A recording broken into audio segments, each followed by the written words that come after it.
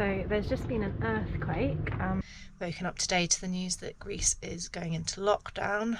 Which one do you think's better?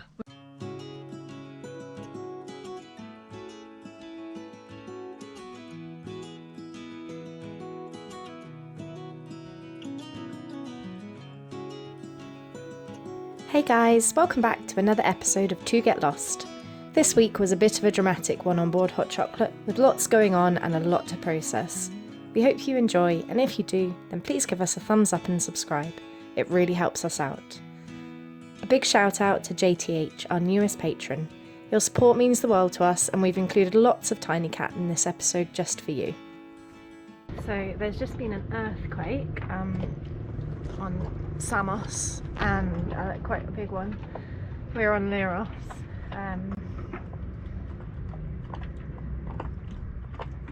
I don't like this very much at all. Just watching and waiting. I don't really know what we'll do. I guess just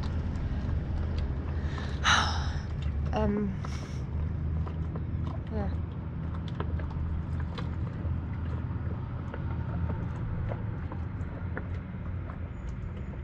There's all the boats just hanging around in the bay. It's a bit weird. All the army boats came out. The Coast Guard came out and started racing around, and yeah, now finally people are starting, they've obviously decided it's okay and they're going back in. Okay, so my last message was not really very coherent because I was just too distracted to be able to talk to the camera, but I think now it looks like a lot of boats are going back into the harbour that they came out of. The Coast Guard's gone in there. There's still a couple of boats not going back in, but it feels a bit more like people have decided maybe that's it, and that's. After that ramble, here's a bit more of a detailed explanation after we'd had a few hours to process the whole thing.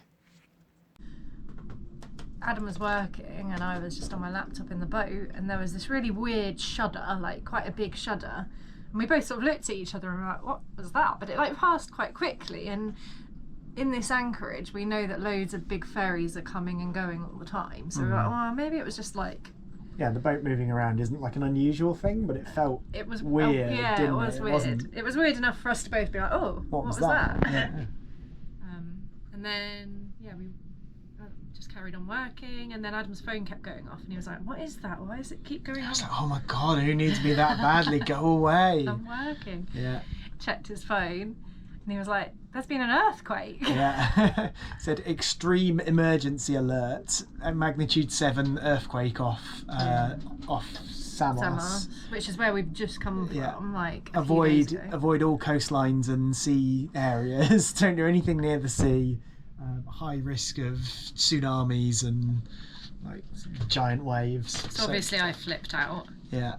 So I went outside to see what was going on. We put the radio on. There was nothing on the radio, but I think the Coast Guard had been moving people off the town quay here, because a load of about 3 or 4 sailboats came straight off the town quay into the bay and were just sort of motoring around, you know, drifting in the bay, because there was no wind or anything. It was completely calm out there.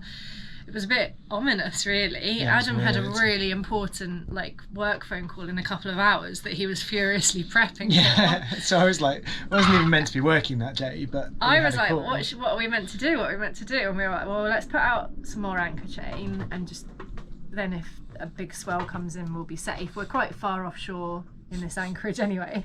This is what we have to deal with while we're filming. What are you doing?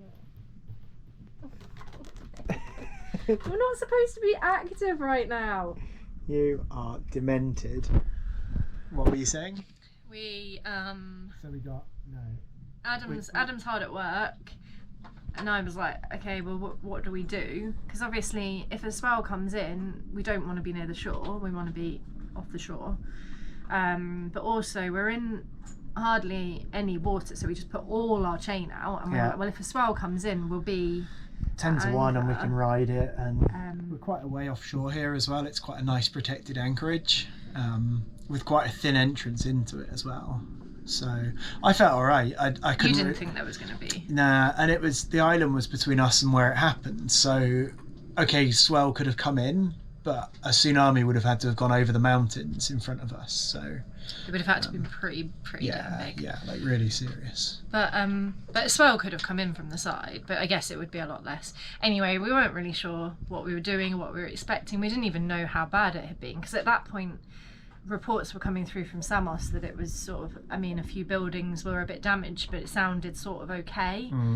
And then we kept monitoring it, and then they were saying a tsunami had come in to Turkey, and we were seeing some other footage there. There was footage of all flooded streets and cars being swept away and things in Turkey. In hindsight, we definitely should have picked, if we were actually worried, like if it came to light that there was a real chance of it coming down here, I would have definitely picked up hook and motored further out into the bay, so that we were, because basically the footage came through of the boats in a marina in Turkey, and obviously as the water drops from the tsunami, all the boats were ripped, a whole pontoon was ripped off the side of the dock and dragged out to sea. The boats on the quayside, on the concrete pier, their lines, like big heavy mooring lines, just ripped, and the boats just dragged out.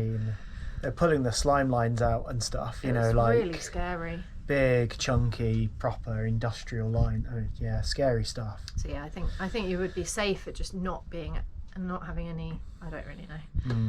Anyway, we were really lucky and nothing happened. I think because reports started coming through that this tsunami in Turkey had been a couple of meters, and we were like, well, if it's a couple of meters, by the time it reaches us, it will be negligible. So I think the Coast Guard started letting everyone back on the town quay, and that's when I relaxed a little bit.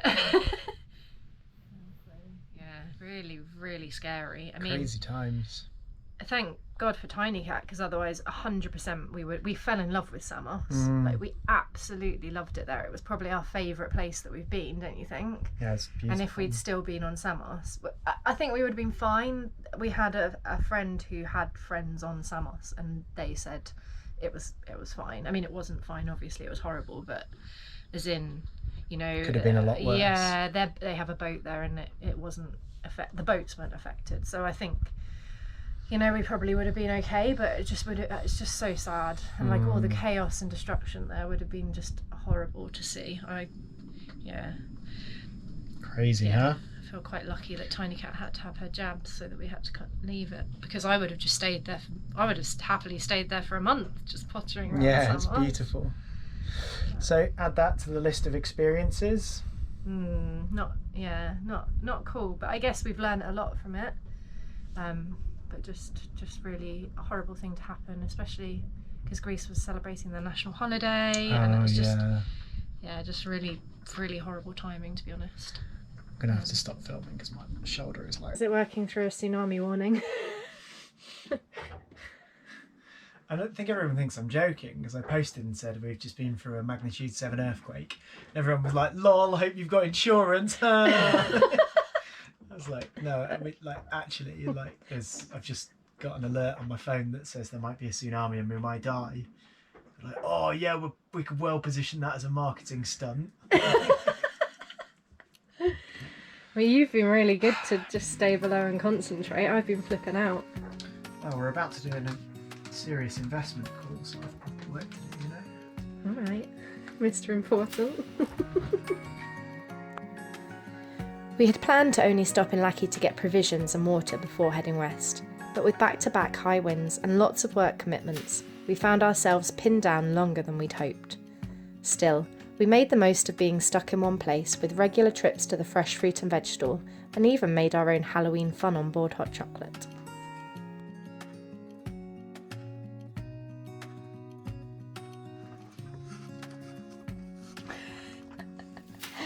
I'm trying to hollow out butternut squash so that we can carve it. Emily said, "Oh, it's great. I've got some pumpkins." No, I don't think those are butternut squash, dear. I knew they were butternut squashes. We couldn't get pumpkins. You know now. No, I knew they were butternut. No, I know. I think the really scary thing is the way Emily waves that knife around. I'm a pro. The really scary thing about this is your EHIC doesn't work in Europe anymore. Oh yeah.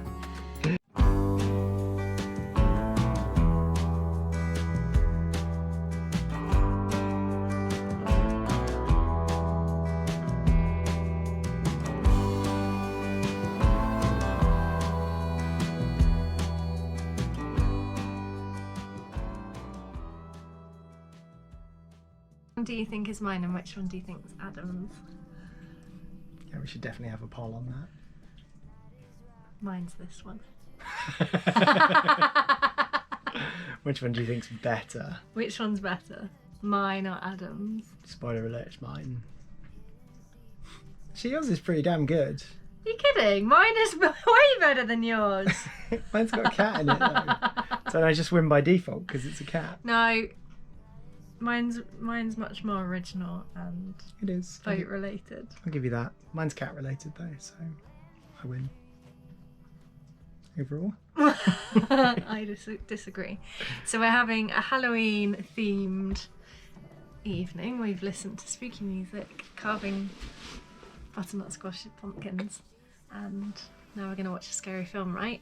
And mine's the best. Adam hates scary films, but I really like them. We're going to watch like a really not very good scary film, so that it's like Emily gets the horror fix and I'm I don't like not too horror, but scared. I like the tension, even though I hate it.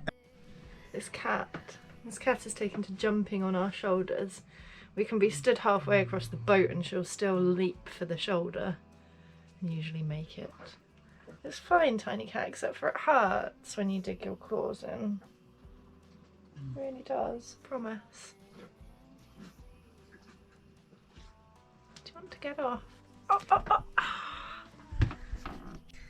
The latest update from Hot Chocolate is we are still on the island of Leros. Adam's had back-to-back work. He worked all over the weekend. It's now Thursday, he's still working. Loads on with his company. And we've had super high winds, consistently, definitely the highest we've had all season. Like consistent 30 knots from the north, gusting. I don't actually know because our windometer thing is really playing up, but yeah, like really, really high winds. Didn't get much sleep last night, but we're in 5 meters of water. We've got out 60 meters of chain, and the anchor's not going anywhere. So there's no worries about that. It's just a bit unnerving when the wind is like knocking the boat over, and yeah, not really the right recipe for a good night's sleep, but that's fine. Woken up today to the news that Greece is going into lockdown. Should have seen it coming really, but I think we were so focused on the news in England and the cases going so crazy over in England that obviously in comparison the cases on Greece seem like nothing. I don't even know how many deaths from COVID there's been in England, just tens and tens of thousands, but in Greece there's been 600.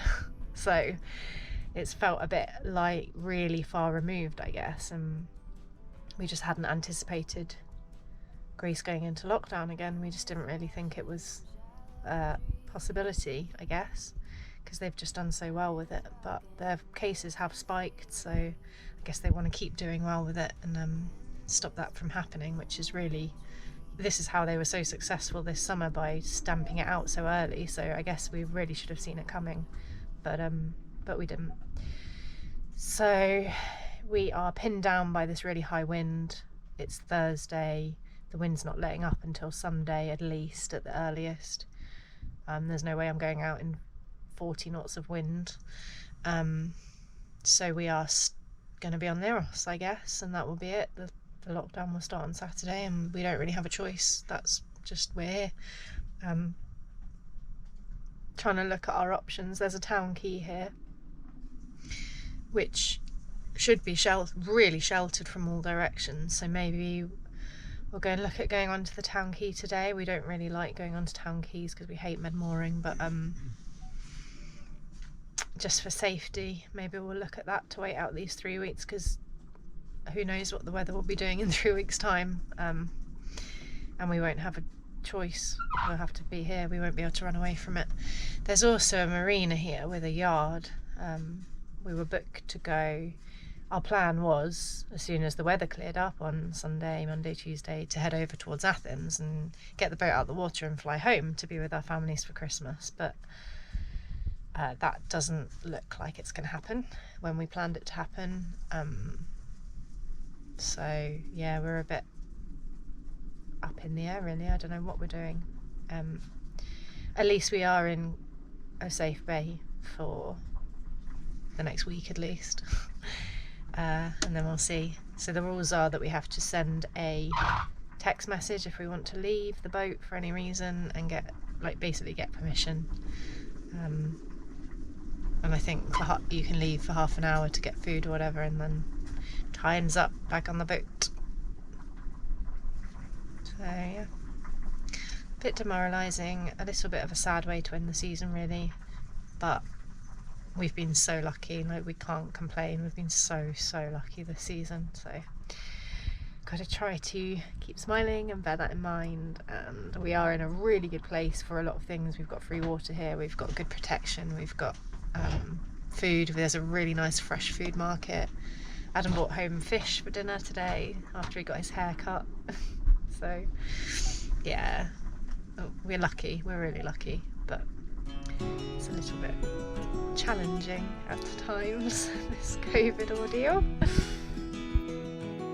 Thanks for watching. If you enjoyed this episode, then like and subscribe, and follow us on our website togetlost.com for our latest updates.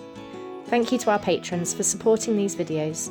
If you want them to keep coming, then check out our Patreon link below.